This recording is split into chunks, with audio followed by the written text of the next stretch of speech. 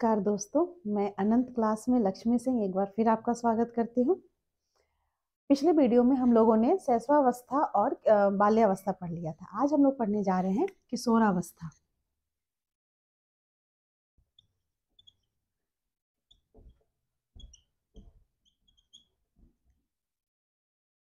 जिसको इंग्लिश में बोलते हैं एडोलसेंस।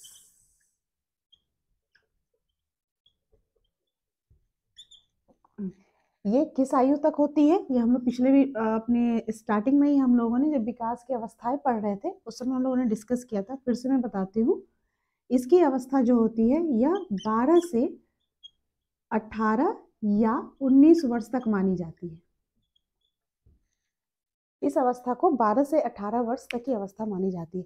मतलब बच्चा 11 साल का जब वर्ष का जब होता है तो उस समय ही यह अवस्था क्या हो जाती है, अपनी चीजों को परिवर्तन उसके शरीर में, उसके मानसिक तौर पे वो शुरू हो जाती है। लेकिन मनोवैज्ञानिक उसको अवस्था को 12 से 18 वर्ष तक ही देखते हैं, या कहीं कहीं ये 19 वर्ष तक भी माना जाता है। अब कहता है क्या कि इस अवस्था को जीवन का सबसे बच्चों के कठिन काल माना जाता है। जो बच्चे चीज को स्टेनले हॉल ने भी कहा था, स्टेनले हॉल, इन्होंने इसके बारे में कहा था कि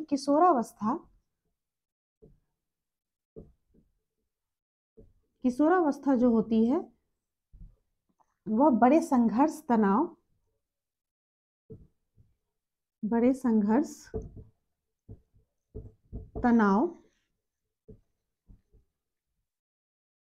और विरोध की अवस्था है। विरोध की अवस्था है।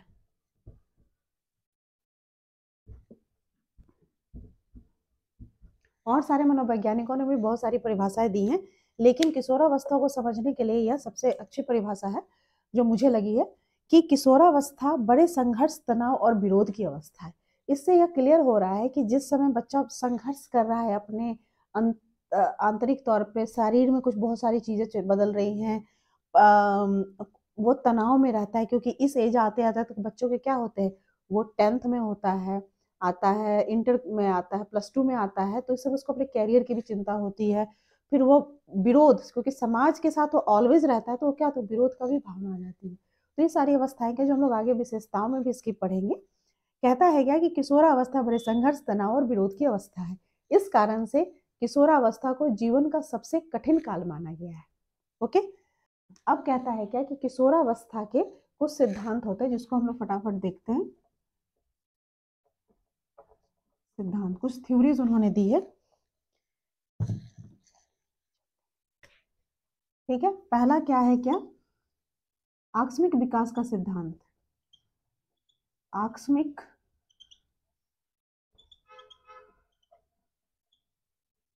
विकास का सिद्धांत, जिसको इंग्लिश में भी कहते हैं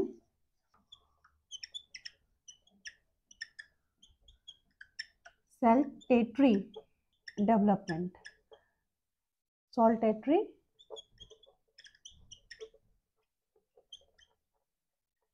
डेवलपमेंट। यहाँ देखिए एक वर्ड ये जो दे रहा है सॉल्टेटरी, मैं अपने से मैंने इसको बनाया हुआ है कि ये सॉल्ट है। सॉल्ट क्या है, नमक, और नमक लगा हुआ विकास, क्योंकि ये अवस्था उसके बहुत ही संघर्ष की होती है। तो इस जगह पे हम इसको कह सकते हैं कि थ्योरी ऑफ सॉल्टेटरी डेवलपमेंट। इस अवस्था में जो परिवर्तन दिखाई देते हैं वह इसमें एकदम दिखाई देते हैं, अचानक से आते हैं।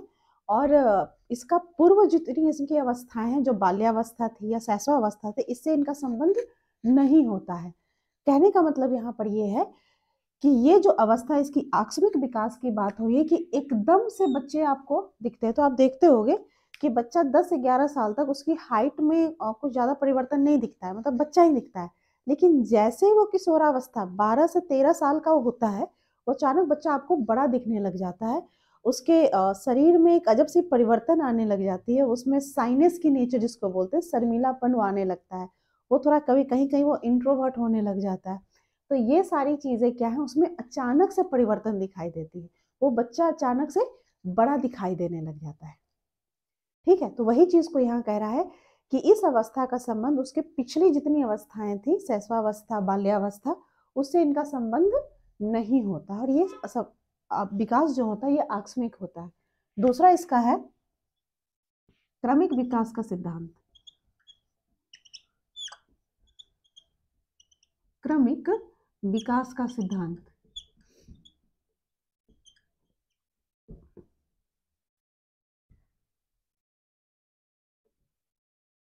Theory of gradual development, gradual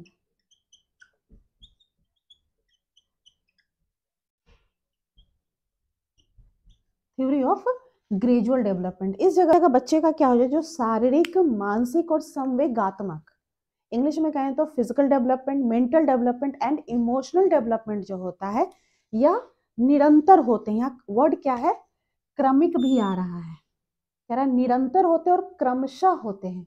पहले बच्चे का क्या होता है, फिजिकल डेवलपमेंट होता है, उसके साथ उसके पहले स्टार्टिंग क्या होती है, फिजिकल डेवलपमेंट की, देन मेंटल डेवलपमेंट की, देन क्या होती है वो इमोशनल डेवलपमेंट की। ये नहीं कि अलग अलग हो रहे हैं, क्रियाएं जो हो रही है साथ चल रही हैं, लेकिन पहले उसमें स्थान होता है फिजिकल डेवलपमेंट का, फिर उसमें स्थान होता है मेंटल डेवलपमेंट का, फिर उसमें स्थान आता है इमोशनल डेवलपमेंट का। पहले पी, देन ई, एम, देन ई। ये क्रमिक होते हैं, क्रमशः वर्ड आता है इसमें, रिस्पेक्टिवली जिसको कहते हैं। अवस्था तक 12 से 18-19 तक में, इस अवस्था तक आते आते तक यह प्रक्रिया क्या हो रही है, निरंतर हो रही है उसके अंदर। ओके, अब कहता है इसके हम लोग कुछ मुख्य विशेषताएं देखते हैं जो हम लोग को किशोरावस्था में देखने को मिलती है। बच्चे के शरीर में मानसिक तौर पे, शारीरिक तौर पे क्या परिवर्तन होते हैं, जिसको हम लोग कहते हैं कैरेक्टरिस्टिक।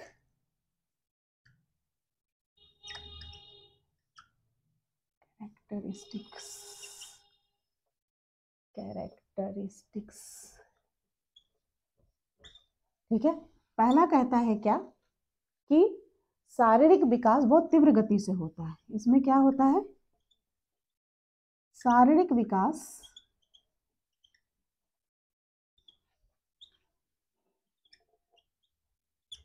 बहुत तीव्र गति से होता है। इस अवस्था में अचानक आप देखोगे कि बच्चे की हाइट बढ़ जाती है। हम लोगों ने अपने समय में भी देखा है कि पहले क्या होता है कि हम लोग की हाइट छोटी सी होती है, फिर कुछ समय के बाद हम अपने घर में भी देखते हैं कि बच्चा अचानक से लंबा हो गया। तो वो चीज क्या होता है कि ये ज्यादा बच्चे की जो हाइट बढ़ती है इस 12 से 18 वर्ष की अवस्था में बढ़ती है। ओके, अब कहता है क्या कि बच्चे में और क्या परिवर्तन होते हैं। इस अवस्था में आप देखेंगे कि बच्चे में क्रोध, एंगरनेस, घृणा, चिड़चिड़ापन, चिड़चिड़ापन, जिद्दी,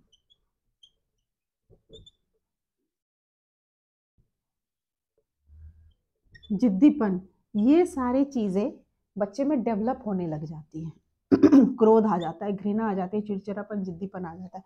अगर उस जगह इसकी बात नहीं सुनी जाती है तो बच्चा क्या होता है, अपनी हर चीज के लिए अगर जिद नहीं कर पाता है तो उसके अंदर वो गुस्सा आने लग जाता है।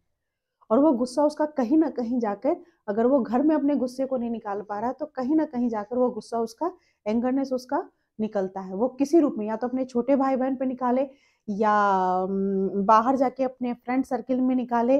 स्कूल वो जा रहा है उस जगह पे अगर उसको लगता है कि सपोज जो घृणा की बात है, चिड़चिड़ापन की बात है, कि अगर मार्क्स उसको कम आ रहे हैं, या उसका फ्रेंड किसी और से जाके बात कर रहा है जो उसका खास फ्रेंड है, तो उस जगह उसको क्या होती है, जिससे वो बात कर रहा है उससे उसको घृणा होती है। या कोई बच्चा अगर अच्छे नंबर उससे अच्छा कर रहा है और टीचर अगर उससे उसकी कंपैरिजन कर रहे हैं या तुलना कर रहे हैं, या माता पिता ही कर रहे हैं, तो उस जगह बच्चे को क्या होती है, जिससे तुलना हो रही है, घर के भाई बहन से भी क्यों नहीं तुलना हो, तो बच्चे के अंदर क्या होती है, घृणा आ जाती है कि मम्मी पापा मेरे उस भाई को या बहन को ज्यादा प्यार करते हैं, मुझे प्यार नहीं करते हैं। ठीक है, फिर कहता है क्या, तीसरा, ना बाल्यावस्था होती है ना प्रौढ़ावस्था होती है, ना बाल्यावस्था और ना ही प्रौढ़ावस्था।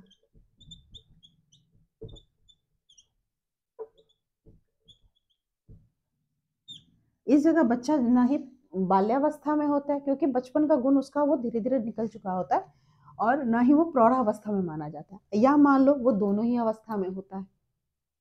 ठीक है, क्योंकि उसमें कुछ जो होते हैं बचपने भी होते हैं, जिस और कुछ वो ऐसी एक्टिविटी करता है जैसे लगता है कि वो बड़े तरह की तरह कर रहा है।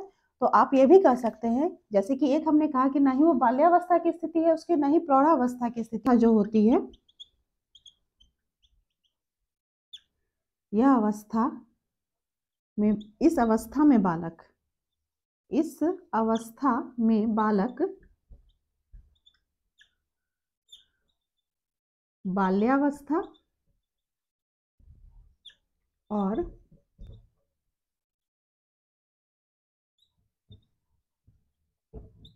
प्रौढ़ावस्था दोनों में रहता है।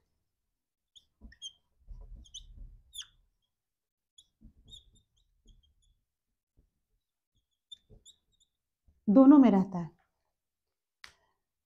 मतलब या तो कहो कि वो दोनों में नहीं है, क्योंकि मैं अभी जो कैरेक्टरिस्टिक आपको बताऊंगी आगे, और उसमें ये आपको क्लियर हो जाएगा कि बच्चा ना ही बाल्यावस्था में उसको कहा जाएगा, ना ही प्रौढ़ावस्था में, या कुछ उसकी हरकतें ऐसी होगी जिससे आपको फील होगा कि बच्चा बाल्यावस्था में, और कुछ ऐसी हरकत उसकी एक्टिविटीज हो जाएंगी कि आपको लगेगा कि बच्चा क्या है, प्रौढ़ावस्था में। तो हम ये भी कह सकते हैं, या तो आप ये भी लिखो या इसको भी एक अलग पॉइंट बना के लिख सकते हो। मैंने इसको ऑब्लिक करके इसलिए दिया है क्योंकि दोनों ही स्थितियां बात एक ही कह रहा है कि बच्चा दोनों ही अवस्था में रहता है, या दूसरी भाषा में आप कहो ना ही वो ये बन पा रहता है ना ही ये रहता है, वो बीच की अवस्था है, इसीलिए तो इसको जीवन का कठिन काल कहा गया है। आगे की मैं बताती हूँ। फिर कहता है क्या कि बच्चे में जो अवस्था होती है वो सेल्फ लेस एडजस्टमेंट होती है,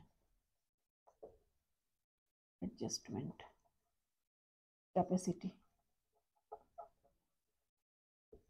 बच्चे में क्या होती है कि लेस एडजस्टमेंट कैपेसिटी होती है, जिसको हिंदी में हम लोग कहते हैं इसको समायोजन। वो किसी के साथ एडजस्ट होना पसंद नहीं करता। आप नोटिस करते हो कि इस अवस्था में बच्चा जो है वो अपने कमरे में किसी को आना जाना ज्यादा पसंद नहीं करता, वो थोड़ा सा अकेला रहना पसंद करता है।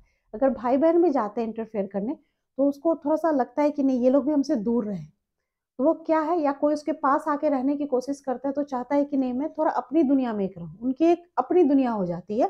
तो उस चीज को कहता है कि बच्चा इस जगह लेस एडजस्ट करता है, वो अपनी ही बात बनवाने पे रहता है, जिसको हमने कहा था ना इसमें जिद्दीपन, वो एक्टिविटी इसमें ज्यादा होती है।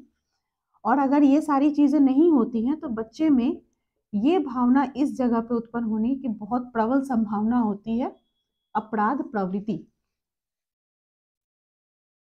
अपराध प्रवृत्ति की बढ़ोतरी हम कह सकते हैं इस जगह पे।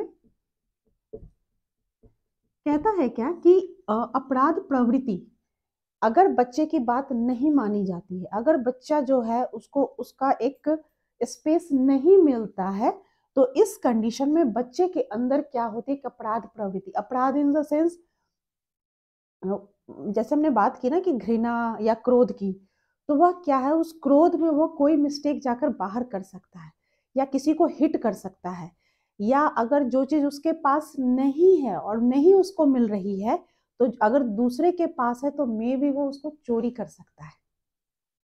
तो ऐसी भावना आने की संभावना इस एज में अधिक होती है, जिसके कारण बच्चा जो है नशीले पदार्थ का सेवन इसी उम्र में बच्चे स्टार्ट करते हैं। नशीले पदार्थ, नशीले पदार्थ का सेवन बच्चा इसी स्टेज में स्टार्ट करता है, जब ये भावना उसकी उत्पन्न होने लग जाती है, क्योंकि उसके पास अभी लेस एडजस्टमेंट है। अगर पेरेंट्स गुस्सा हो गए, वो बाहर गया, अपने ऐसे संगत में वो पड़ गया, ये अपराध प्रवृत्ति और ये नशीले पदार्थ का सेवन ये कहाँ से उसको आता है, संगत से आता है। क्योंकि कुछ संगत इस समय उसको फ्रेंड्स जो मिलते हैं वो ऐसे अच्छे अगर मिल गए तो गॉड ग्रेस, अगर अच्छे नहीं मिले, अगर बच्चा किसी को अपने ऐसे संगत को फ्रेंड बनाया हुआ जो उसको लगता है कि नहीं मुझे इसकी कंपनी में रहनी चाहिए, मौज मस्ती करने वाली, पढ़ाई लिखाई कम करने वाले, तो वो जो होते हैं अगर कहते हैं कि नहीं भाई तुम्हारे पापा गलत बोल रहे, तुम्हारी मम्मी ये चीज सही नहीं करी, आप तुम मेरे साथ चलो चलो हम लोग इंजॉय करते हैं, इंजॉयमेंट की भावना ज्यादा होती है। तो जिसको मैं यहाँ पॉइंट में देती हूँ कि मौज मस्ती, मौज मस्ती की भावना, आप इसको दे सकते हो कि बच्चा क्या होता है इस जगह पे वो मौज मस्ती, उसके लिए लगता है कि एक फैंटेसी की दुनिया है। और फैंटेसी की दुनिया को भी मैं एक पॉइंट दे देती हूँ, फिर एक साथ डिस्कस करते हैं कि काल्पनिक दुनिया होती है उसकी। मतलब काल्पनिक दुनिया हम कहें या कल्पना की दुनिया में रहना, तो कहता है क्या कि उसके लिए जो होता है ना, सारी दुनिया जो होती है एक बिल्कुल कैसे बोलूं, एक ब्लूजम जैसे कि खिलते हुए फूल जिसको कहते हैं हम लोग, इस अवस्था में होता है कि बच्चों को किशोरावस्था की अवस्था में उनको हम लोग कहते हैं ना कि एक नए नए पंख मिलते हैं उड़ने के लिए, उड़ान भरने के लिए। तो वह उड़ान अगर सही दिशा में जाती है तो वो सक्सेस पाते हैं, अगर वही दिशा गलत हो जाती है तो डायरेक्शन अगर गलत हो गया तो वो पंख जो होते हैं वो हार्मफुल हो जाते हैं। उसी चीज को यहाँ पे कह रहा है कि अगर बच्चा यहाँ पे लेस एडजस्टमेंट हो रही है, उसके साथ अपराध प्रवृत्ति बढ़ रही है, तो ऐसा सब कहाँ से आया? ये जो होती है इनकी मित्रता जो होती है, क्योंकि वो मौज मस्ती की भावना में जाएंगे, जिसको मैंने कहा था कि पेरेंट्स अगर कोई ऐसी संगत उसको मिले जो कह रहे हैं कि नहीं तुम्हारी मम्मी गलत बोल रही है, तो अरे पापा चलो मैं आपको कहीं मस्ती कराने ले जाता हूँ या पिक्चर दिखाने ले जाता हूँ, और बच्चा जो होता है माँ बाप से झूठ बोलना सीख जाता है और वह बाहर जाने लग जाता है, झूठ बोलकर स्कूल में जाकर अपने लड़कों के साथ घूमने लग जाता है, लड़की के साथ। तो वह जो होता है कि उस संभावना में फ्रेंड्स के साथ, तो वहां पे कुछ ऐसी संगत आज के डेट में सबसे ज्यादा प्रबल है, जो है नशीले पदार्थ का सेवन। बच्चा इस जगह पे बहुत सारे नशीले चीजों का सेवन शुरू कर देता है और यही जाके आगे इसको बहुत दिक्कत करती है। तो इस अवस्था में दोस्तों सबसे ज्यादा जरूरी है अच्छे फ्रेंड्स बनाना। और इस जगह पे बच्चा जो होता है काल्पनिक दुनिया में, उसको लगता है कि नहीं मेरे पेरेंट्स हमेशा मुझे इस बात के लिए रोकते हैं, इस बात के लिए टोकते हैं, मुझे घर नहीं जाना, मुझे ये नहीं करना, मुझे तो ये चाहिए, मुझे तो आईफोन चाहिए, मुझे टैबलेट चाहिए, और मुझे अपने रूम में ये चाहिए वो चाहिए। जबकि पेरेंट्स की वैसी कैपेबिलिटी नहीं होती, वो चाहते हैं कि बच्चे को एजुकेशन में मैं खर्च करूं, लेकिन बच्चा अगर उस जगह पर होता है तो ये सारी चीजों को उकसाने का काम उसके ये अवस्था करती है, लेस एडजस्टमेंट। ठीक है, अब बढ़ते हैं नेक्स्ट पॉइंट है क्या। आप चाहो तो बहुत सारे पॉइंट्स इसमें बन सकते हैं। मूल्यों, आदर्शों में संघर्ष की भावना।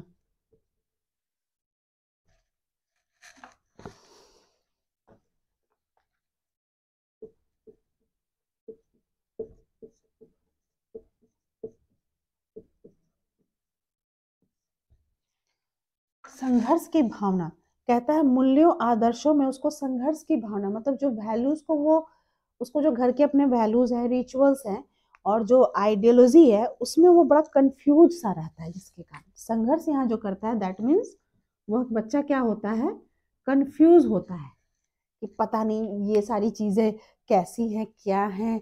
पापा कहते हैं कि नहीं हमें ये काम अच्छी बातें हैं वो नहीं करनी चाहिए, फ्रेंड्स कहते हैं कि नहीं यार यही टाइम तो मौज मस्ती का है, पापा कहते हैं बेटा बोर्ड का पेपर आ गया, मम्मी कहती है थोड़ा सा घर में बैठ के पढ़ ले, कुछ अच्छे टीचर्स को से कंसल्ट कर लो, अच्छे पढ़ने वाले बच्चों के साथ रह लो।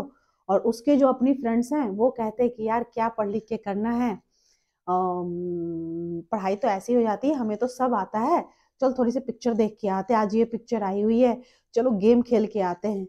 तो बच्चा इस जगह जो है ना थोड़ा सा कंफ्यूज रहता है कि मैं मतलब क्या करूं, किधर जाऊं। तो वो ना आइडियोलॉजी और वैल्यूज जो होते हैं उसके बीच में उसकी गुत्थम गुत्थी दिमाग में चलते रहती है कि पता नहीं क्या राइट है क्या रॉन्ग है।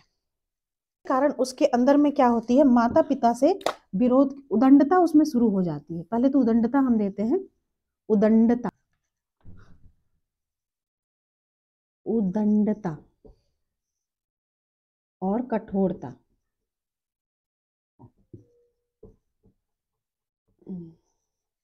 कुछ बच्चे जो होते हैं ना कि वो उनमें उदंडता आने लग जाती है, मतलब हर बात पे माँ बाप को जवाब देना, जिसके कारण ये उदंडता और कठोरता आती है ना जब बच्चे में, तो वह क्या करते हैं माता पिता के विरोध करना शुरू कर देते हैं। माता पिता का विरोध करना शुरू कर देते हैं कि हमें माता जो मम्मी पापा बात कहेंगे उसके ठीक अपोजिट करें। अगर मम्मी पापा कह रहे हैं कि बेटा ठंड आ गई है, स्वेटर डाल ले, जैकेट डाल ले, नहीं मुझे नहीं डालना, मुझे ठंड नहीं लगती है, बाद में क्यों ना ठंड लग के बीमार पड़ जाए, लेकिन वो नहीं सुनते हैं, तो वह क्या है, उस बच्चे को आप कह सकते हो कि वो उदंड है। माँ बाप के, मैंने एक एग्जाम्पल दिया है, ऐसे बड़ी बड़ी बातें बच्चे इग्नोर करते हैं जिसका वो परिणाम भी भोग ले, लेकिन वो नहीं मानते हैं। तो वहां पर क्या है कि वो माता पिता का विरोध की भावना इस जगह पे डेवलप कर जाती है। क्यों? क्योंकि वो उदंडता और कठोरता की भावना में रहते हैं, माने उनके लिए सारी दुनिया क्या होती है कि वही बॉस है। कुछ और पॉइंट हम लोग देख लेते हैं, और इसमें आपको इतने सारे पॉइंट्स मिलेंगे कि आप एग्जाम, कॉम्पिटेटिव एग्जाम में और अपने एकेडमिक एग्जाम किसी में आपको सोचना नहीं होगा कि हाँ मुझे कहाँ से कौन सा क्वेश्चन पूछा, ऐसे ही इसी में से क्वेश्चंस आते हैं। जो मैंने जब कहा आपसे कि माता पिता का विरोध करते हैं, तो यहाँ क्या हो गया, स्वतंत्रता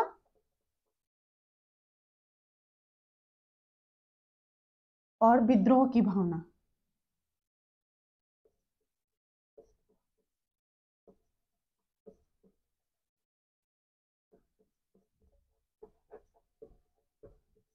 विद्रोह की भावना, जो हमने बात कही ना कि माता पिता का विरोध करते हैं बच्चा, तो आप देखते होंगे कि अगर पापा कभी पार्टी से लेट आ रहे हैं या कुछ आ रहे हैं, तो मम्मी कुछ नहीं बोलती है। लेकिन अगर बच्चा वही लेट आ रहा है कभी घर में, तो मम्मी गुस्सा हो जाती है कि तुम इतनी देर कहाँ थे, कहाँ चले गए। तो ये सारी चीजें, तो बच्चा तुरंत माँ को जवाब देता है इस बात का कि पापा मम्मी आए थे लेट, तुमने उनको तो कुछ नहीं कहा, बट मुझे क्यों टोक रही हो, मैं भी पार्टी से आया हूँ, फ्रेंड्स के साथ पार्टी। उसके अंदर क्या होते हैं, वो भी फ्रीडम चाहता है, वो भी क्या है, फ्रीडम चाहता है कि जो स्वतंत्रता अपने पापा को दी हुई है वही स्वतंत्रता मुझे भी चाहिए। तो इस जगह बच्चा क्या है, फ्रीडम फील करना चाहता है कि मुझे भी लोग फ्री छोड़े, मैं जो कर रहा हूं मुझे करने दें। और जिसके कारण वो विद्रोह, रोकने टोकने पर वो क्या करता है, विद्रोह करता है। घनिष्ठ व्यक्तिगत मित्रता,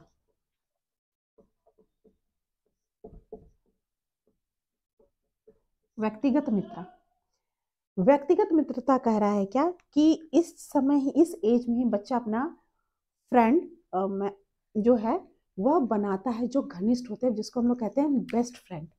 ये इस समय की अवस्था में ही बनते हैं मोस्टली।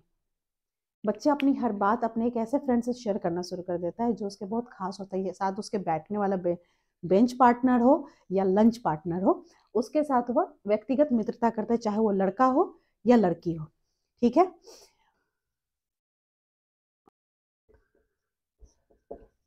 काम शक्ति की परिपक्वता,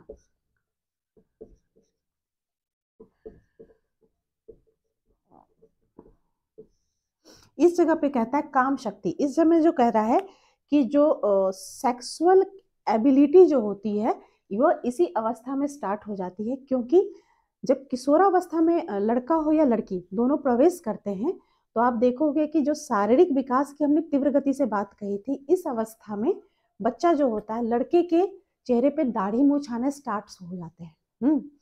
और उनके लड़कियों के आप देखोगे कि उनके शरीर में भी परिवर्तन स्टार्ट हो जाते हैं, उनके मतलब शरीर का आकार बदलने लग जाता है, जिसके कारण ये होता है कि उनके बीच में आकर्षण की भावना, लड़का लड़की एक दूसरे को देख के आकर्षित सबसे ज्यादा इसी अवस्था में होते हैं।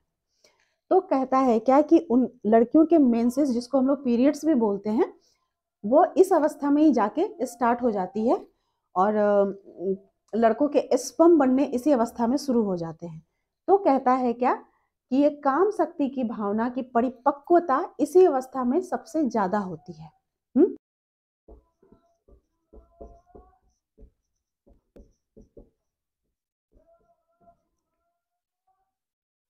बच्चा जो होता है इस समय अपने फ्रेंड्स के ग्रुप में, अपने क्लोज फ्रेंड्स के ग्रुप में रहना पसंद ज्यादा करता है, जहां वो अपना कंफर्ट जोन ढूंढता है, उस कंफर्ट जोन में वह ग्रुप में रहने की आदत उसको पड़ जाती है इसी अवस्था में। फिर है एक समाज सेवा की भावना।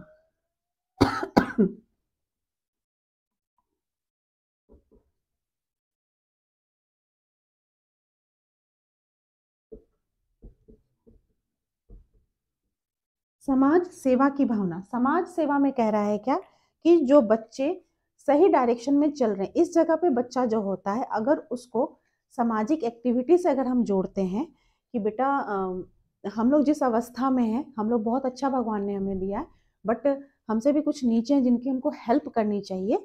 और बच्चा मंदिर अगर जा रहा है या मस्जिद, आप कोई भी धर्म से जुड़े हो, आप जहाँ भी जा रहे हो, बच्चा अगर आपके साथ जा रहा है, वहाँ देख रहा है आपको करते हुए, तो उसके अंदर भी समाज सेवा की भावना आती है और वह अपने स्कूल से या अपने इन्वायरमेंट से बहुत कुछ सीखता है, जिससे इसी अवस्था में बच्चे के अंदर समाज सेवा की भावना डेवलप होती है। फिर कहता है ईश्वर में विश्वास करना सीख जाता है। पहले उसकी दुनिया क्या होती थी बाल्यावस्था तक, कि वो हर चीज से परे था, जैसा हम चल रहे वैसा वो चलता है। लेकिन वो इस अवस्था में बच्चा इंडिपेंडेंटली अब सोचना शुरू कर देता है। हर चीज जो स्वतंत्रता की हमने बात कही थी, वो अपनी एक इंडिपेंडेंट सोच बनाता है, अपने कुछ वैल्यूज बनाता है। उसके आधार पे पहले वो विश्वास नहीं करता, वो हर चीज में तर्क शक्ति, यहाँ पे उसकी तर्क शक्ति बहुत ज्यादा होती है। हर चीज में वो क्वेश्चन ढूंढता है, हर क्वेश्चन के आंसर को ढूंढने का प्रयास करता है। तर्क शक्ति की भावना, वो हर सवाल का जवाब, ईश्वर है या नहीं है, ये सारी चीजें दुनिया में ये क्यों बनाई हुई है, हर सवाल का वो जवाब खुद से ढूंढता है। तो तर्क शक्ति की भावना उसमें ज्यादा होती है, जिससे वह अपने तरीके से अपने ईश्वर पे विश्वास करना सीख जाता है। ठीक है, कि उसकी एग्जिस्टेंस है या नहीं है, वो अपने हिसाब से हर सवाल का जवाब ढूंढ कर और इस जगह पर वो विश्वास करना सीख जाता है। जो है इस जगह पे स्ट्रेस में ज्यादा होता है, हमने पहले ही बात कही है। तो उसके व्यवसाय चुनने में, व्यवसाय का चुनाव संघर्ष का काल कहा गया है। तो इस जगह पे कहता है क्या कि बच्चा जो होता है व्यवसाय का चुनाव, अपने किस फील्ड में हमें जाना है। अब मेरा बच्चा हमेशा कंफ्यूजन में होता है, मैंने बात कहा था ना आपसे।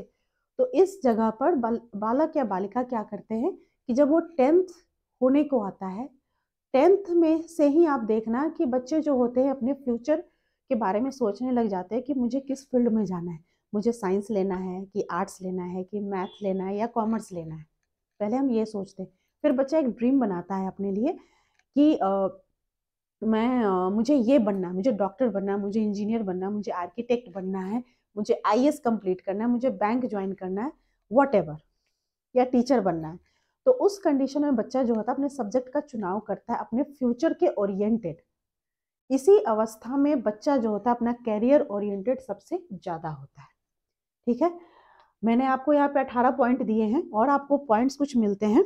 पॉइंट तो आप बहुत बना सकते हो किशोरावस्था पे और पॉइंट, लेकिन मुझे जो लगता है कि मैंने आपको सफिशिएंट पॉइंट्स दिए जो आपको एग्जाम बेस्ड, आपको कहीं भी दिक्कत नहीं होगी।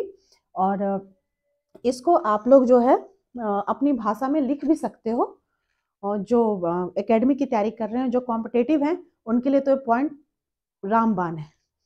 तो आशा करती हूँ आपको आज का मेरा वीडियो पसंद आया होगा। किशोरावस्था आप समझ गए होंगे। जिनको भी कोई दिक्कत हो वो आप मेरे कमेंट बॉक्स में जरूर से बताना और मेरे वीडियोस को लाइक और सब्सक्राइब जरूर से जरूर करना।